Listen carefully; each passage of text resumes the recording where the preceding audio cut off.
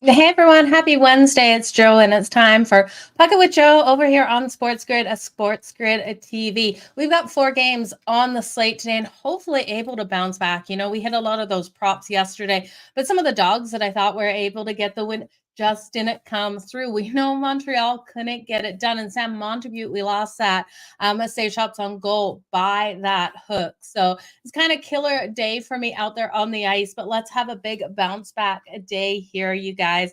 4 games, but we are going to go over tomorrow's matchup that happens at 2 p.m. Eastern. We have we have the Detroit Red Wings taking on the Ottawa Senators. So because it's a 2 p.m. Eastern game, I want to give you my early look ahead bets in that. Again, remember, we don't have goalie confirmation. So when we talk about that, I'll go more into depth based on the goalies that I think. The first game we're going to kick off here, and I see all of you jumping in here. And Peter, I just want to let you know, you can join me every Saturday night over on Sports Grid. We are live from 8 o'clock to midnight. If you're looking for a way to watch that, just go to www.sportsgrid.com/watch. It will be all the places there. In the last hour of that show, Scott Wetzel and I go over every single game that we're liking for the Sunday slate. Well, every single actual game on the slate for Sunday. Okay. We're going to jump into the first game here. Like I said, 4 games. We're going to start off with the Philadelphia Flyers. Let me just double check current odds over here on FanDuel. We're seeing the Flyers come in at plus 188. We have the Carolina Hurricanes at minus 230. Total 6.5. Now this 6.5 is juiced to the under at minus 122.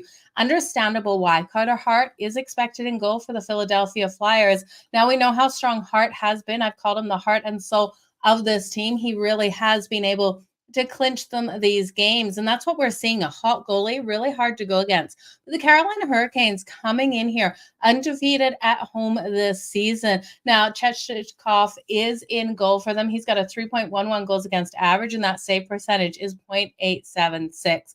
Looking at this matchup here, I have to think Carolina can stay undefeated at home in this one. We have the Philadelphia Flyers rolling in off 2 wins, and the Carolina Hurricanes won their last game over the Lightning. They were able to get the shutout.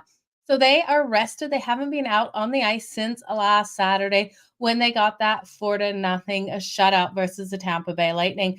These teams have matched up. They just matched up at the end of October there. We did see the Canes get a 3-2 win. Both teams rested in this situation. Hart, when we look at him versus the Hurricanes in his career, he's 3-5-1 with a 3.17 goals against average in the 9 games he's played versus them with a save percentage of 0.906. So he has played some phenomenal games. But the Flyers really have struggled in Carolina. They haven't won in any of the last 8 meetings versus Carolina, and they haven't won in Carolina more than once in those last 5 meetings. So I do think this is a place where we can see the struggles. And also, we look at the Carolina Hurricanes. Do you guys really expect them to lose the Philadelphia Flyers? I just don't. I look at the Carolina Hurricanes, and I think they're such a strong team here, especially on home ice. That 4-0 record on home ice, 9-6 overall on the season, 2-2 on that puck line, though. So when we're looking at this, we have to work out how to find value, because that money line, we know there is absolutely no value here. I do think this is one where they actually hit Carter Hart. I'm taking his under 29.5 save shots on goal for 2 reasons. One reason, I look at the defense here of the Philadelphia Flyers.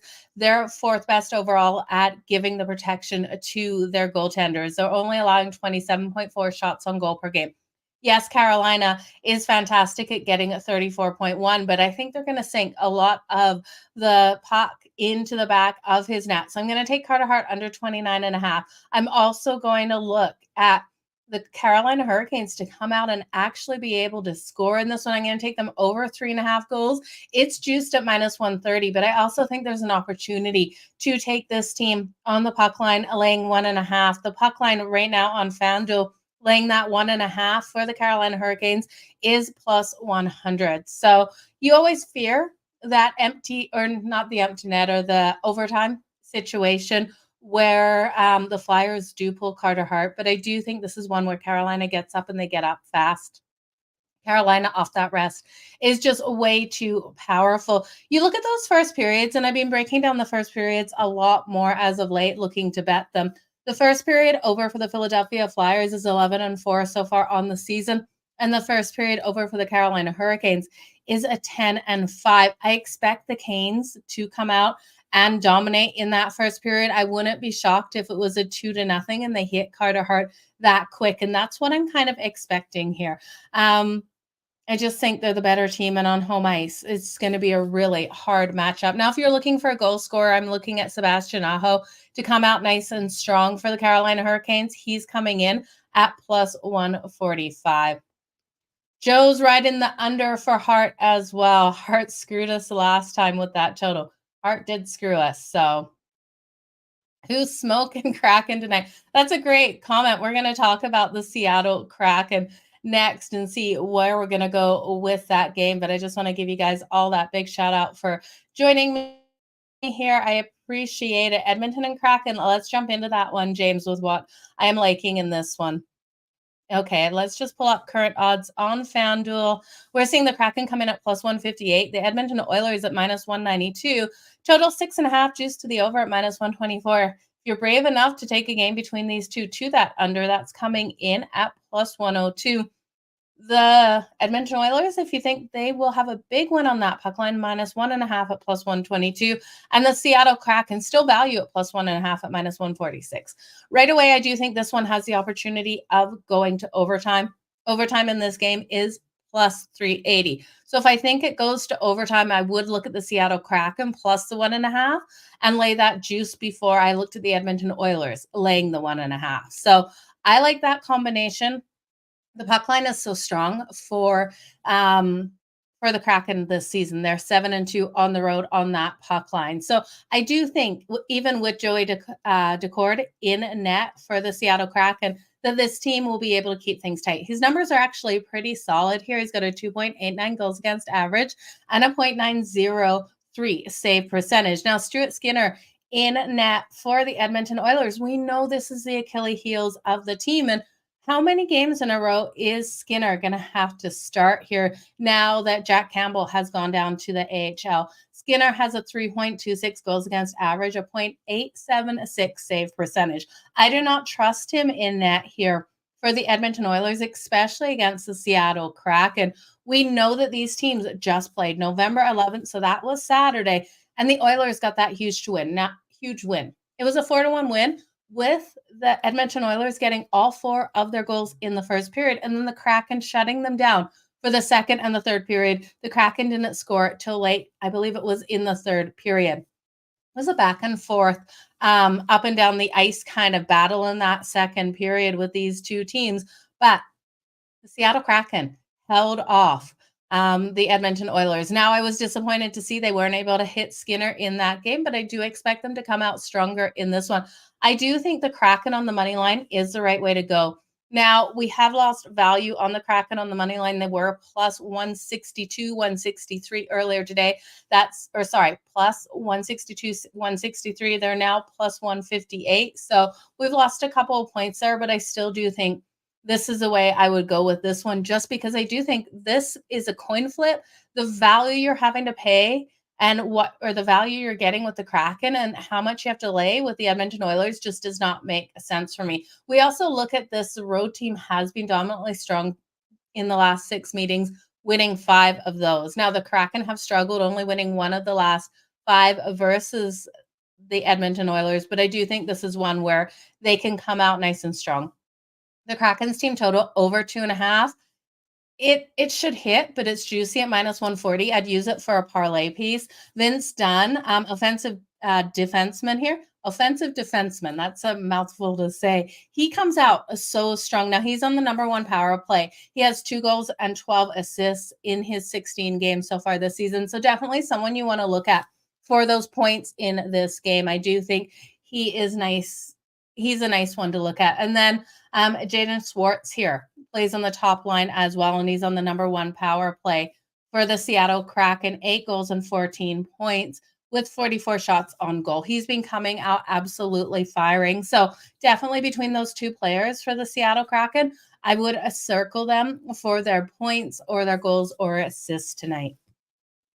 Now, Evander Kane, we know how strong he has been at getting those empty netters. So If this one comes down to that third period and Seattle pulls their goalie, and I really hope it doesn't come down to that one, I would look at Evander Kane for that anytime goal because we know he's able to do that. And he's able to do that on 5-and-5 as well. So someone to circle. Hyman has been phenomenally strong. That first period over 1.5, I think, is another really solid way to go. But again, so much juice at -144.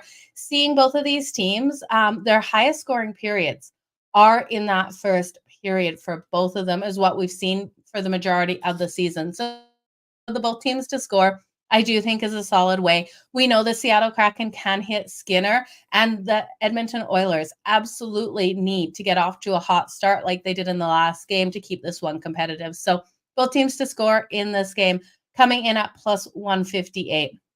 The over-under for the first period here for the Edmonton Oilers, they're trending to that over 11-3 for the over-under, and then the Kraken are 8-7 to the over-under. But I do think this team can score in this one. Do I like any underdogs tonight except for the Islanders? Yeah, absolutely. I like the Seattle Kraken. That was the first game. This is the game that we're talking about now. I'm not getting behind the Flyers, but I will jump into the next couple of games.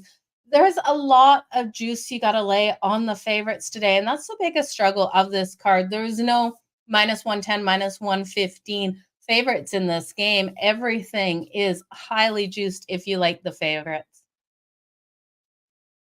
Okay, let's look at the next one. Um, the Anaheim Ducks are taking on the Colorado Avalanche. Current odds on FanDuel. Again, huge favorites here with the Avs. This line has moved -300 now on the money line, laying the 1.5 on the puck line. Again, don't take a -300, even if you put it into a parlay, you guys. I can't get behind betting like that. And I know a lot of people are comfortable with that. It's just not something I'm ever going to recommend to you guys to do. The -1.5 is -134. If you don't think they can cover it, the Anaheim Ducks plus the 1.5 is coming in at +110. They're +240 to pull off the upset. And we know this team absolutely has been quacking some days out on the ice and being able to pull off those upsets. That total is 6.5. Now, juice to the over at -115, -105 to the under. Dostal is confirmed in net for the Anaheim Ducks. He's got a 3.14 goals against average with a .910 save percentage. Georgiev coming in here for the Colorado Avalanche. He's got a 3.10 goals against average and a .980 save percentage. Now, when we look at Colorado, they have a really elite kill here, but so do the Anaheim Ducks. Both of them hovering right in that 80%. The Avs a bit stronger at 85.7, but the Ducks sitting right at that 80.9. I do believe in the Colorado Avalanche a lot more here. They're off a win in their last game, and they got that win over the Seattle Kraken. And we know they were in a sandwich spot. They lost that game to the St. Louis Blues, and they bounced back in the next one to the Kraken. So I love what we saw out of them in that game. And we know this team has so much talent, but we can't not take into account what the Anaheim Ducks have been able to do so far this season. Sitting 8-6 on the season, 4-2 on the road. This team has been dominating out there on the road. The Avs are 9-5 on the season and 4-2 on the road. Both of these teams are strong at getting those goals.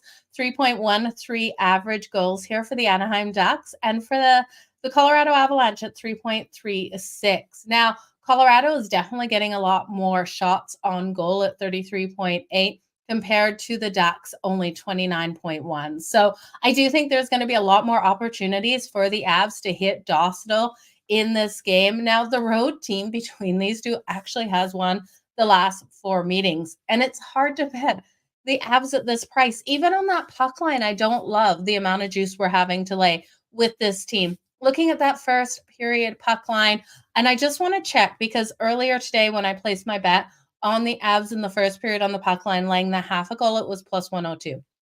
But we're going to look at current odds because if this is like -120, -125 now, I don't like it.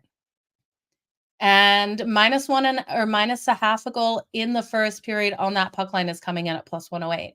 So you're actually getting better value than I got earlier in the day at the +108 because I got +102. But I do think Colorado can come out on their home ice and dominate this game in that first period. Now, could we see that backdoor cover by the Anaheim Ducks? Absolutely. This is a team that keeps fighting. They're so disciplined, or sorry, they're not disciplined. The Avs are the disciplined team, but this team keeps fighting to the very end. So I could see them somehow being able to pull off the +1.5. Am I going to bet it? No. I'm just going to bet Colorado in that first period. Between Makar, McKinnon, and Rantanen, I think all three of those guys definitely have value to get the points on the board. You can look at them for the anytime goal. Makar coming in with 4 goals and 14 assists. McKinnon with 6 goals and 12 assists. And Rantanen with 10 goals and 11 assists. So we're going to see them get the goals in this game. I really do think on Dostal, I would look at the over hitting in 5 of the last 6 meetings in Colorado, one of those games being a push. So I do think there is a value there. Ooh, Joe, I don't mind the over in all 4 matches because I do think Carolina has an explosive game because I am fading Hart. And the other 3, I definitely can see going over that total. Okay, the next game, the New York Islanders and the Vancouver Canucks. Now, this one is a scary one to take to the over. I look at both of these teams. You look at the goaltending and what these teams have been able to do. In the Vancouver Canucks, I absolutely love the talent, the young, fast team we have with the Vancouver Canucks here.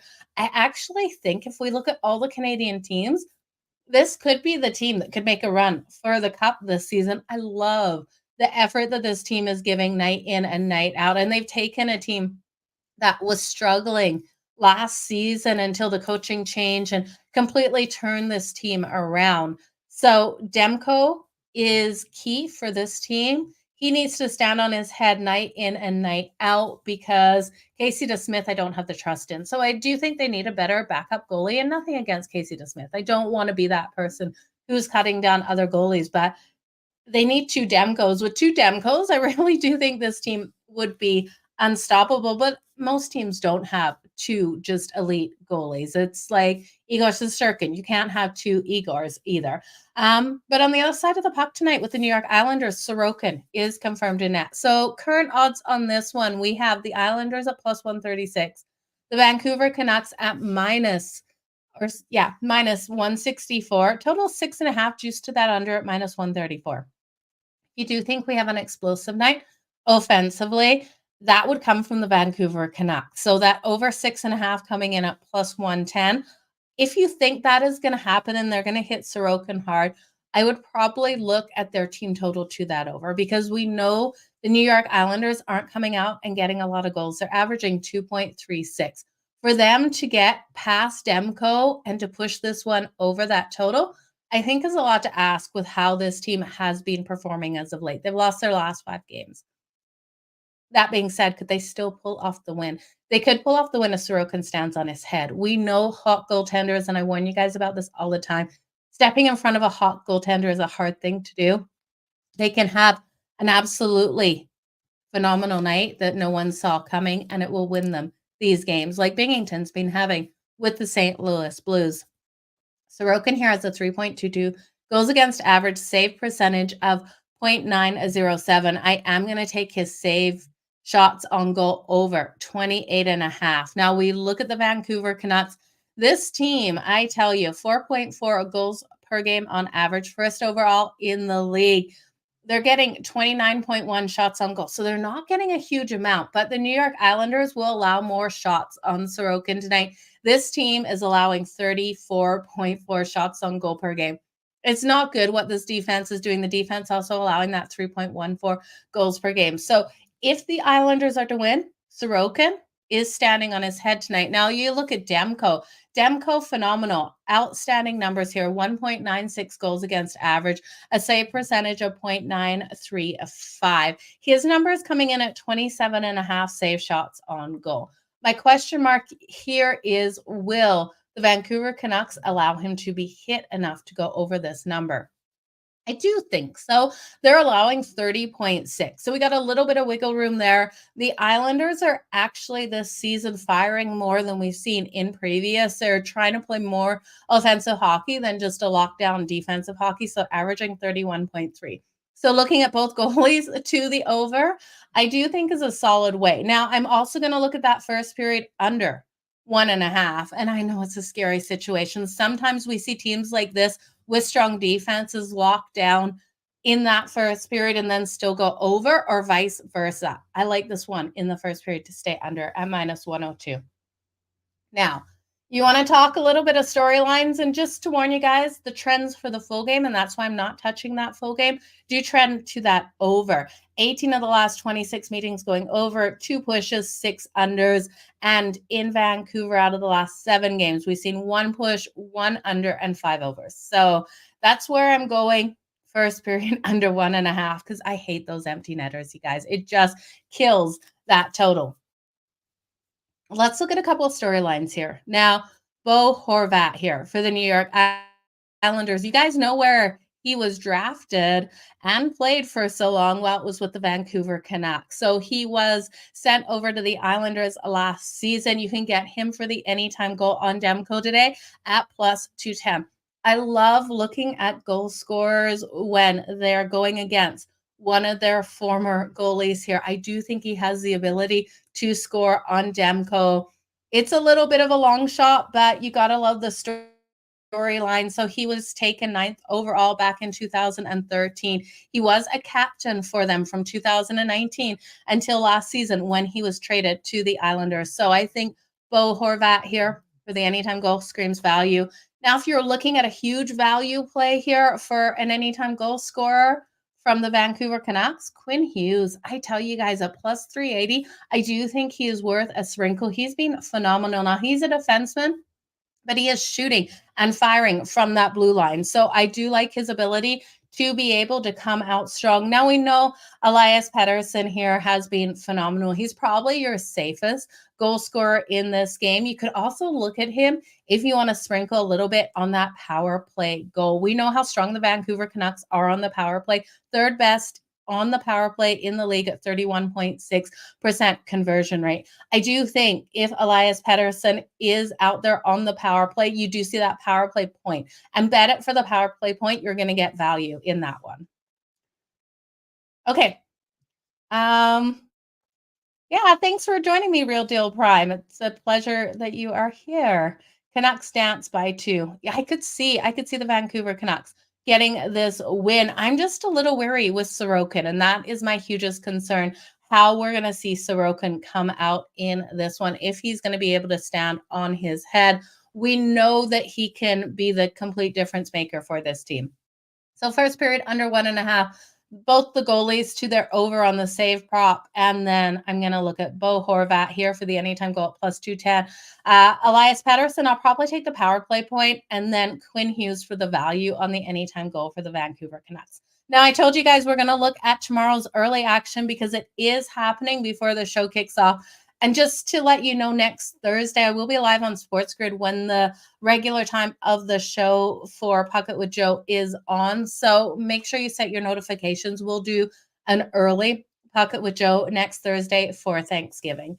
Okay, so tomorrow's early action is between the Detroit Red Wings and the Ottawa Senators. Now, let me just grab you current odds here. Minus 102 for the Red Wings, minus 118 for the Ottawa Senators, total 6.5. Minus 138 to that over. If you think the Ottawa Senators can get a huge win at home on that puck line, laying 1.5 goals, that is coming in at plus 195. Now on that puck line at home, they're 5-4 on the puck line at home, 8-5 on the puck line overall this season. Detroit Red Wings have gone 4-2 on the road on that puck line. They've been solid, decent on the road, going 3-3, and the Ottawa Senators have gone 4-5 at home.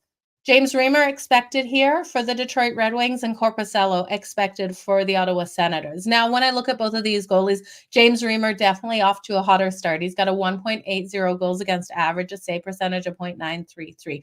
Korpisalo, 3.10 goals against average and a 0.907. So James Reimer, definitely the stronger goalie to come out. The penalty kill is strong for both of these teams. A little bit of advantage for the Red Wings, holding opponents at 78.5%, while the Ottawa Senators sitting at that 75%.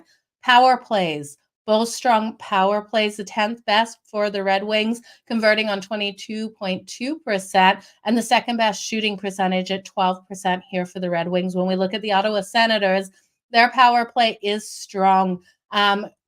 At 21.8. So between 22.2 and 21.8, there's not that much of a difference between their power plays here, but the stronger kill definitely coming for the Red Wings. Now, these two teams did just play back on October, I think 20th, 21st, right in there. We saw the Red Wings get a 5-2 win. But the Sens won 3 of the last 4 before that. So I do think there's an opportunity for the Ottawa Senators to bounce back. You guys know I'm high on the Senators this season. I do think this is a team that has the ability to make it to the playoffs this season. They know last season what killed them. They were so hot at the end was their inability to get these wins at the start of the season. So they're digging deep. Both of these teams coming in rested. And when we look at the last time these two teams played, we cashed the both teams to score in the first period. So I do think that's something to look at again. It was a 1-1 first period. Korpisalo stopped 18 of 23 shots on him only. So the Red Wings weren't able to get those shots. And now the Ottawa Senators, we see them holding opponents to 29.8 shots on goal per game. The Red Wings normally averaging that 30.5. So the Senators really showed up defensively in that last game. They fired away on Husso. Now, Husso is off for personal reasons. Not sure why, but wishing him all the best out there. Husso stood on his head for the Detroit Red Wings in the last game. He saved 35 of 37 shots on goal. So I do look at this one, and I think, can James Reimer do what Husso was able to do if the Ottawa Senators come out firing like that? And I'm not sure. I do think the Ottawa Senators have the ability, especially with when you look at the Red Wings. Tomorrow they will be on their first night of the back-to-back. They have the Toronto Maple Leafs on deck on Friday. And then they have a really hard schedule. So they go from the Leafs, and then they play the Devils, the Bruins, the Wild, and the Rangers. 5 hard games in a row after this one, and it starts off hard. The Ottawa Senators are not a team that you can look past, and Detroit having to come up here south of the border. So I do think this is going to be a hard one for them to be able to get the win. Like I said, those odds right now on the Ottawa Senators minus 118. I would look at them in the first period. I think the Ottawa Senators can come out really strong in the first period.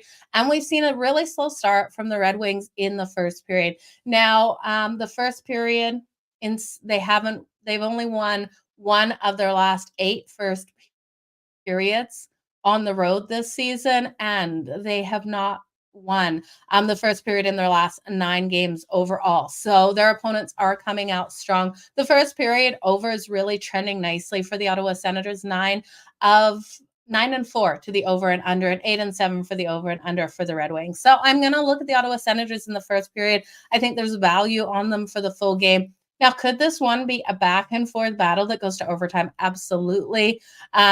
Because both of these teams have so much talent and so much talent offensively. You look at the Red Wings, and DeBrincat has been phenomenal for them. They're averaging that 3.67 goals per game, 30.5 shots on goal. So this one I really do think comes down to, like the last game, whose defense steps up more, shuts down the opponent, and whose goaltender has a better night. And that can be a scary thing to bank on, because we know the Ottawa Senators as well, that's 3.85 goals per game, 3rd best overall in the league. So both of these teams have so much strength offensively. This will come down to whose defense makes those mistakes, whose goaltender isn't able to stand tall. But you guys, those are the games today. Richard, good to see you here. Haven't seen you for a while. The Ducks are plus 110, plus 1.5.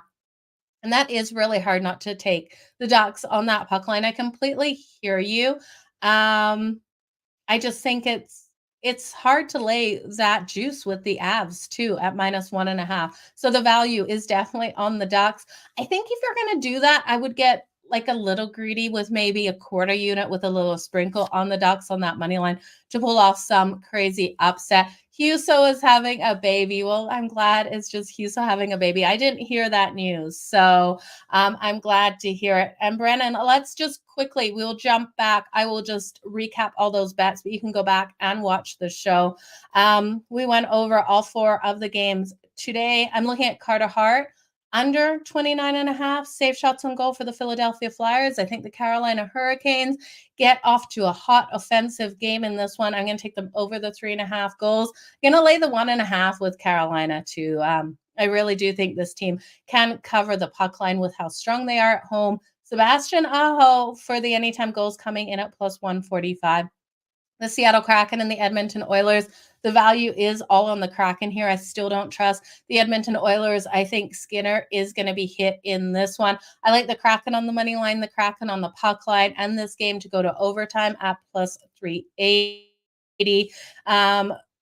Schwartz here is on the top line. I like him for the points. Vince Dunn, offensive defenseman. I like him for the points as well tonight. That first period over 1.5 and both teams to score at plus 158. Kraken's team total is juicy, but definitely something to hit. And one thing I didn't mention, the last time Carter Hart faced the Carolina Hurricanes, he faced 35 shots on goal. He did allow 3 to go in, so he had a 3.10 goals against average. The time prior, back last December of last season, he saved 7 of 8 shots on goal. So he allowed him 1 goal and they yanked him. He was just off the ice so quick. Then the Anaheim Ducks and the Colorado Avalanche. I like the Avs in the first period, laying the half on the puck line. I don't trust the full game, and that's why I would look at the Ducks plus 1.5 for the full game. Colorado's a better team, but this Ducks team has been quacking and doing phenomenally strong. And then Sorokin, going to take him over his safe shots for the Islanders. Demko over his safe shots for the Vancouver Canucks. First period under 1.5. Bo Horvat for the anytime goal against his old team, and Quinn Hughes for the value on the anytime goal. Elias Pettersson here for the power play points. So hopefully that was a good recap for you guys. I wish you all the best out there on the ice today. We will still go off at the same time tomorrow. If I have any different bets, just make sure you tune in to my Twitter at JoMaddenSports. I will post any other picks in that 2 p.m. Eastern game, but we will be back here tomorrow at 3:30. Not 3:30 Eastern. 5:30 Eastern, 3:30 my time for all of the bets, because the games are kicking off. The rest of the games at 7. So you guys, all the best in all of your bets. Like, let's make some freaking money on the ice if I can talk. Have a happy Wednesday night. Game time decisions just kicked off, so make sure you go on over and tune in for all of your bets and everything happening out there. Bye, you guys.